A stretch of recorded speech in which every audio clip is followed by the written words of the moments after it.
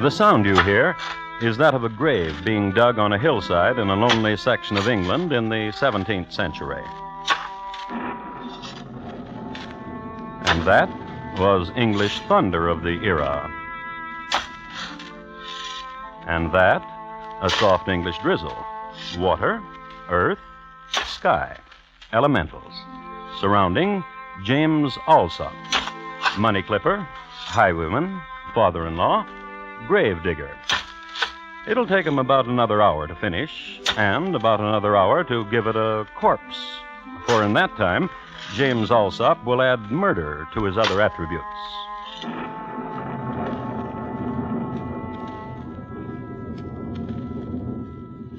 And tonight, my report to you on the Alsop family, how it diminished and grew again. Crime Classics, a new series of true crime stories from the records and newspapers of every land, from every time. Your host each week, Mr. Thomas Hyland, connoisseur of crime, student of violence, and teller of murders. Now, once again, Mr. Thomas Hyland.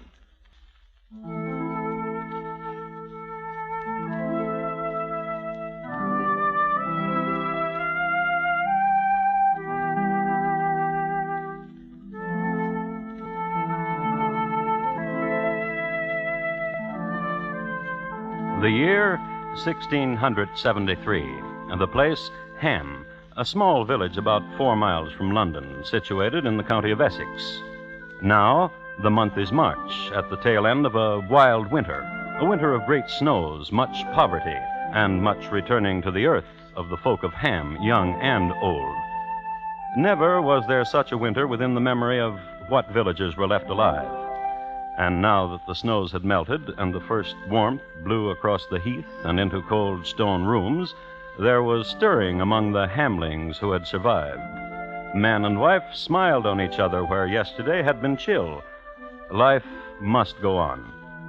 But what of those whom the ravages of the season and starvation had made lonely? What of, say, a widow? What of, say, Widow Ursula, who lost her husband to the wild dogs 2 days after Christmas? What of her? Well, let's see. You be lonely, widow? Aye. It was a cruel thing as happened to your husband. Cruel? Then now it is the springtime. Aye. And March is soft on the moors. April is a good time for marrying, widow. When I married last, it wasn't April. It was April after a soft winter when my husband built this house that we married. It was a good marriage. April is soon, and you should have another husband. You're a widow of good credit and competent estate, and you'd make a young man a comely bundle. Teddy? You're welcome, Widow Ursula. A comely bundle indeed. How long has it been since your wife passed on, James Alsop? 6 years come next Bloomsbury Day. I heard she was a shrew. A witch, a shrew, a gollygog.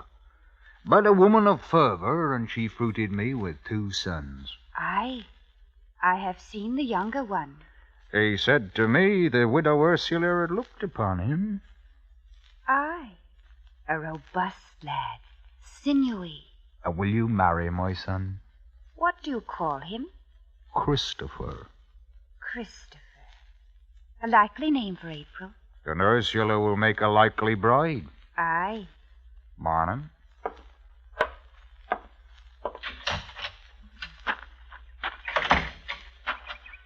Oh, Father, what did the widow say? Will she marry my brother? She will. To us, William. Aye. So, my brother Christopher will take a bride. Your brother is not like us. He needs a woman to take care of him. He is a dolt. Perhaps. And cowardly. Maybe. For instance, he needs his father to propose for him. He has a shy manner. Cowardly. For instance, down there, where the carriage will roll soon. Would he have the courage to stop it and point a knife and demand money or life and mean it? No, not Christopher. There, around the hill's curve, the carriage. Father? Aye.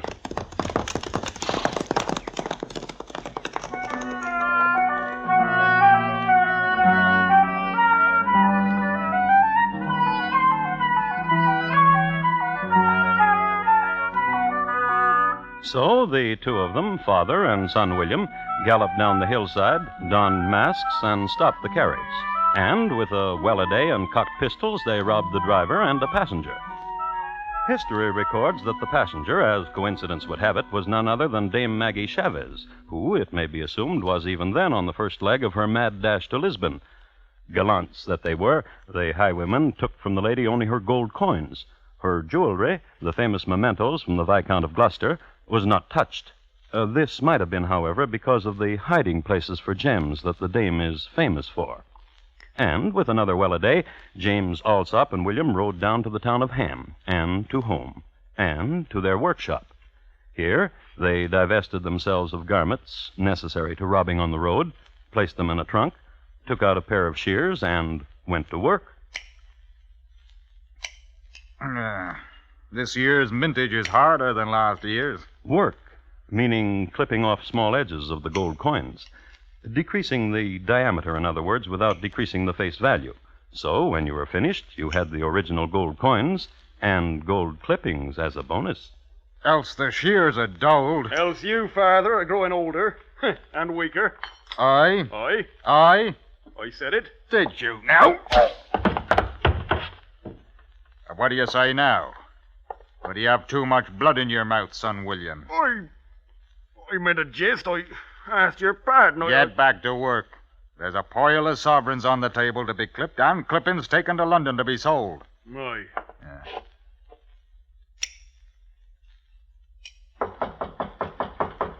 Who be it? Christopher. Come in, son. Hello, son. Hello, Father. Hello, William. Did the day go well for you, son? I dreamed how it would be to take a wife. You like the taste of blood, William? I dreamed how it would be to take a wife.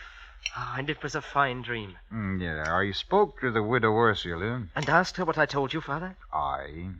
Will she have me? In April. I'm grateful to you. You're a good son, Christopher. You make your father proud. Did you have a good day on the road, Father? Now, that's thoughtful you asked. Aye, a good day indeed. A carriage with a rich lady. And much gold, I see. One thing, son. When you're with wife, no talk of this and what happens on the road. Not a whisper on it. Oh, not a whisper. Yeah. We have to do much clipping, your brother and I. Take a handful of coins, lad. Buy some things for April.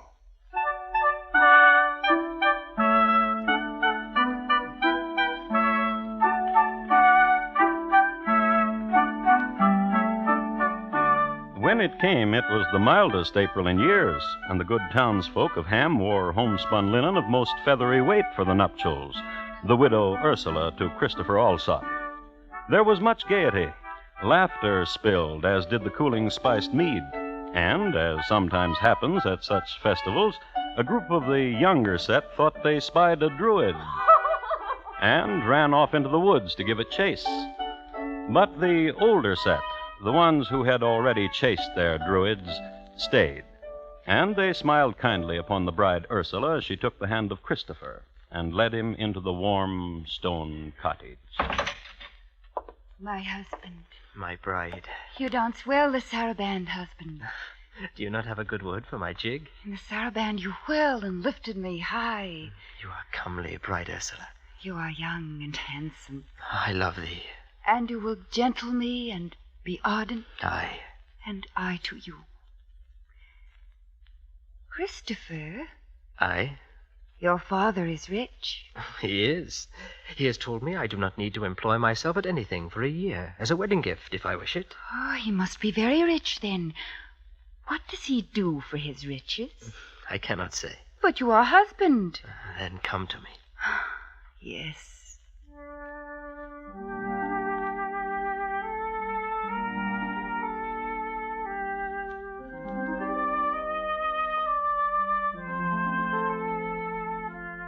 Which was the talk in April, and in May when the bloom was on the sedge, Come, dearie. Tell your wife what your daddy dear does for his riches. and in June when the drone bee danced for its queen. If you do not tell me, dearie, I shall be unhappy. and you shall be sorry. And for the rest of the summer, love and curiosity, and a Christopher who wouldn't talk about his father. But in September, when the first leaf dropped... Now, what does he do, your father? Come here. I will not. Bride. Wife now. And I ask you, what does your father do for his riches? What curiosity is yours, Ursula? And who would not be curious? The way your father is hardly home, nor your brother. The way they ride the roads so often and after lock themselves in that room. What do they there? And why am I not permitted there in their workroom? And why does your brother journey to London so often? Come here. When you will answer me, not before. I'll not answer you. I'll tell you this only. It is September, and you have become a shrew. You will rue the day you called me that name. You will rue it.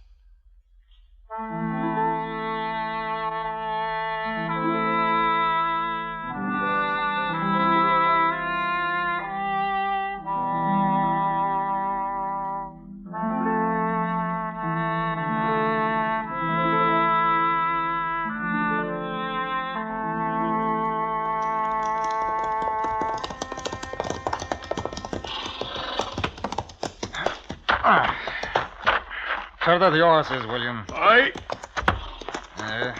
Take a fresh horse. After, we'll clip the coins and you will go down to London. Aye.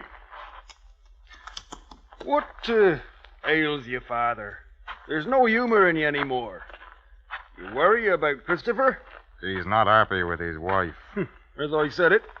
He says she's a shrew, And what woman is not? that she's curious, As the woman Alice is. that she needs to know what we do, you and I. So she would gossip about it. That we are highwaymen and money clippers. She would gossip and the law would hear of it, and we would jig from a gallows. It grieves me. It would be a terrible thing. Hello, father-in-law. Brother-in-law. I had never been here before. In the workshop before. I thought to clean it. To dust a bit. What are these clippers for? Get out of here. Get out of here before I kill you. She will gossip, Father, Aye. and the law will hear of it. Aye. The gallows and death. Not for us. To work, William.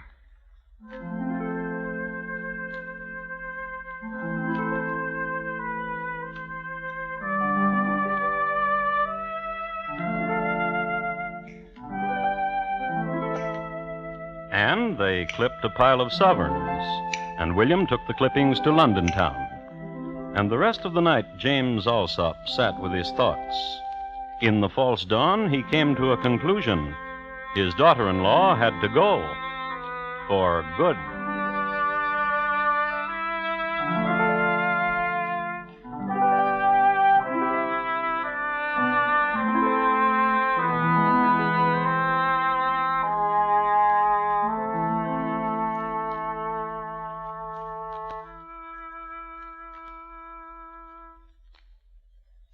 You are listening to Crime Classics and your host, Thomas Hyland.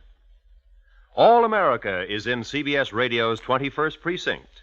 Tuesday nights every week, the Star's Address brings you gripping and suspenseful stories of behind-the-scenes police work in the world's biggest city. Hear 21st Precinct on most of these same stations tomorrow night. And now, once again, Thomas Hyland and the second act of Crime Classics and his report to you on the Alsop family, how it diminished and grew again.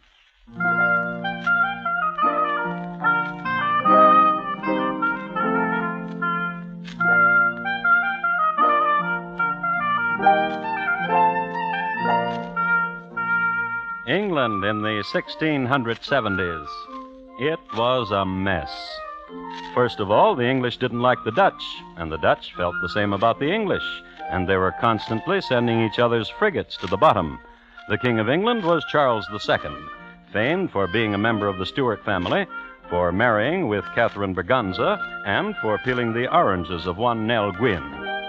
It was, as I have indicated, a yeasty time, foment everywhere.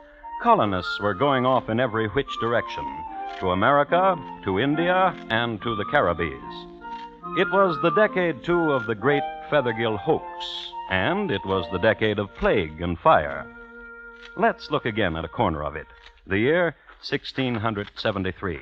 And the place, the village of Ham, and a woman named Ursula, walking through a meadow at dusk.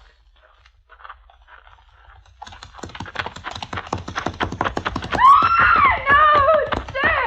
No, do not!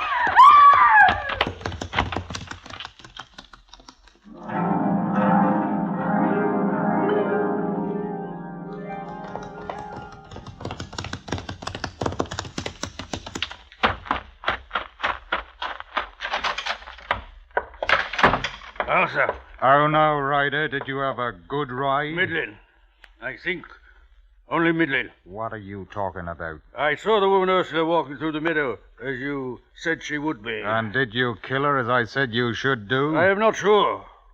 Therefore, Therefore what? I am willing to take but half the amount of money which you promised me. I promise you a fee, assassin, for the killing of Ursula. I hired your sword for a death. No half payments for work not completed. It was no fault of mine. I stuck her with my sword, but she moved quickly away. Then I saw some people who were coming, attracted by her cries. And my son William, who sent you to me from London, said you were the finest of assassins. Another day and I'll try again. Go back to London. My pay. Aye. That be your pay, a knock about the head. What you deserve. Get you back to London.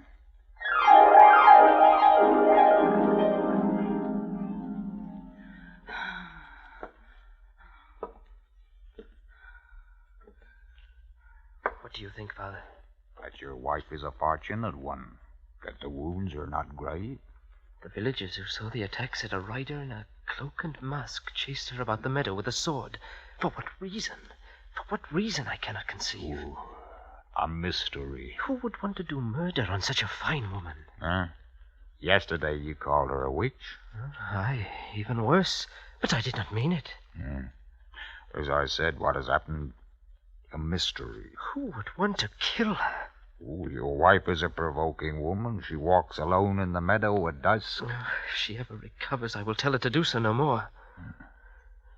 While I'm gone for the surgeon in Yorkshire, you'll take care of my wife, Father. Aye, that I will.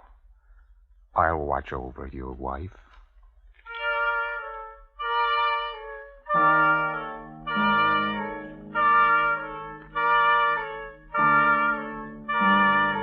And young Christopher rode off to Yorkshire. And what with William in London selling coin clippings, James Alsop was left in his house with Ursula, his daughter-in-law. September night, and a gathering storm. And this... What? Ursula, thirsty, as a body is wont to get when it has been stabbed. Water. And the man who could slake her thirst moves, but not toward Ursula. Toward the tool shed for a shovel, then toward the hill. You know why. That's right, to dig a grave. And while he was digging, you remember it started to rain. And James Alsop lifted his mouth to it because a body is wont to get thirsty when it is digging a grave. But Alsop finished his task, took shovel back to tool house, and did what quite a few grave diggers do, even to this day. Barkeep, another. And I'll not ask for wine. Good evening to you. Good evening, Judy. Buy a hollyhock. Oh, buy one. Yours a farthing. You keep your hock. Wear it yourself. You may pin it on me if you like. Hocks become you. I have only 2 more to sell, and I have nothing to do, and no one to sing my song to. Oh. Tonight I'm busy, Judy. could you be busy with in such a storm? To help my daughter-in-law on a journey. Journey to where? To her cousin in Scotland. Oh, if I had a drink, Mr. Alsop, I would drink to a safe return. Barkeep. 3 drinks. 1 for me, 1 for the lady, and for yourself, barkeep. Yeah. Well, now we will drink to the safe journey and the safe return of my daughter-in-law, Ursula, who goes to visit her cousin in Scotland and who probably will not return for a year or so.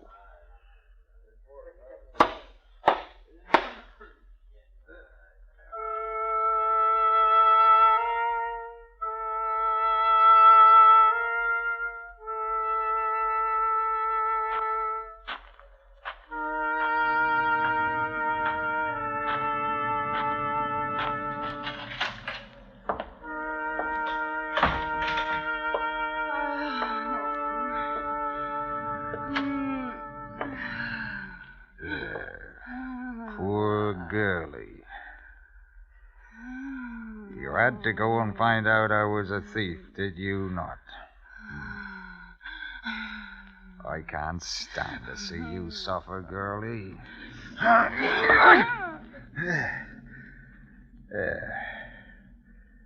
You'll never suffer again. Now then, up with you. There's a burying to be done.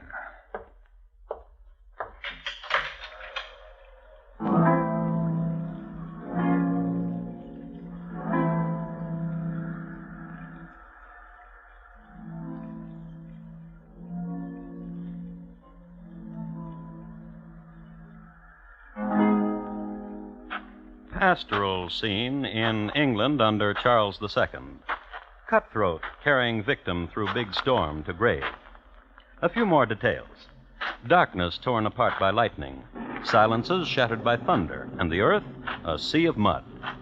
It was perhaps 300 yards to the hillside, and when James Alsop got there, the grave he had dug was gone, washed away. So, what we've got now is the same pastoral scene in reverse. Cutthroat carrying victim through big storm back to scene of crime. Sure. Cutthroat in a quandary. The plan was to bury you neatly, Ursula. Now what? Proving that things gang after glee. Yeah. I told everyone you were going for a visit. The question. What shall I do with you? Seeking the answer. The answer? Not quite. This time the answer, change everybody into warm, dry clothes. And having done this, the stroke of genius. Remove the glass from the window frame into the room, hide it, and set up a cry. Murder! Murder most foul! Help! Thieves have come and made murder! Help! Help!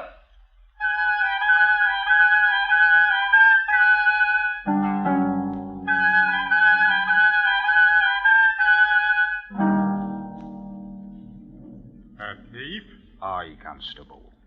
And killed your poor daughter-in-law. Yesterday a man tried to do it while she walked the meadow.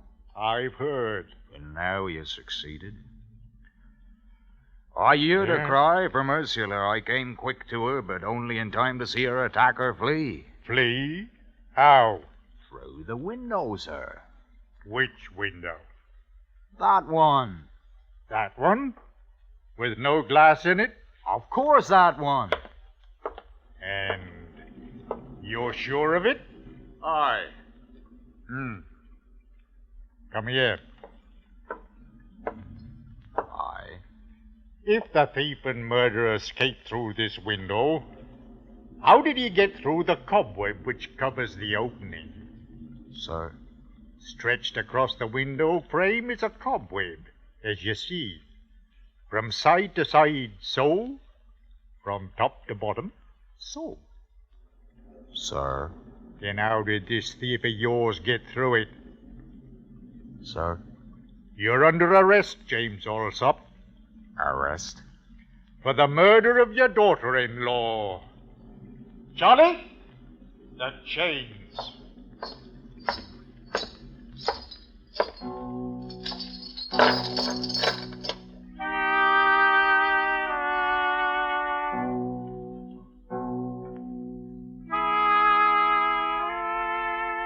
James Alsop was committed at Colchester jail. His sons William and Christopher were not to be located. Justice was swift and sure. James Alsop was sentenced and led to the gallows. And as he mounted them, a thing happened. Wait! Wait! In the name of the king! Do not hang that man. A messenger with good news, especially if your name was James Alsop of Ham in the year 1673, and the hangman had just indicated that you stick your neck in a noose. New evidence from London. Thank heaven. A man who calls himself Topham says he can prove that James Alsop is no murderer. He saw a thief leave the place of murder through the door. That's the way it was. I forgot. Bring down the accused from the gibbet.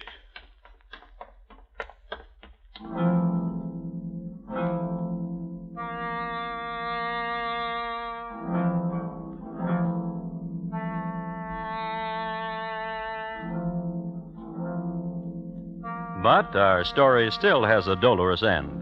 Mr. Topham from London turned out to be none other than the missing William Alsop, son of James. He could have stayed in London, safe and alive, so he must have loved his father dearly to have taken such a chance. But the only way he changed history was this.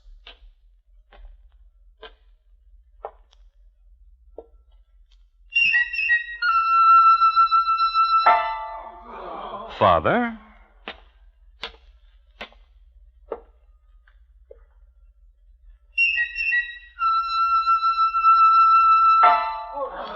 Son, William. What happened to Christopher? Well, he had heard what happened to his wife, so asked himself why return to Ham. He stayed in Yorkshire, where he met the widow Patricia. She was comely, and the next April they were wed. She made puddings and was an uncurious woman.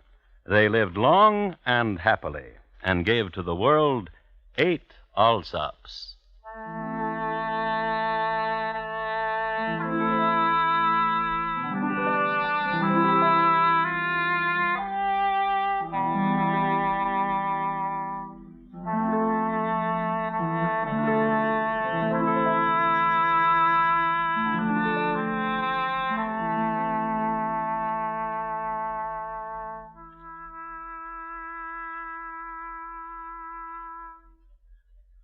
In just a moment, Thomas Hyland will tell you about next week's crime classic.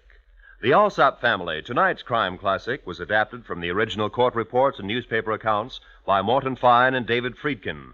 The music was composed and conducted by Bernard Herrmann, and the program is produced and directed by Elliott Lewis. In tonight's story, Ben Wright was heard as James. Thomas Hyland is portrayed on radio by Lou Merrill.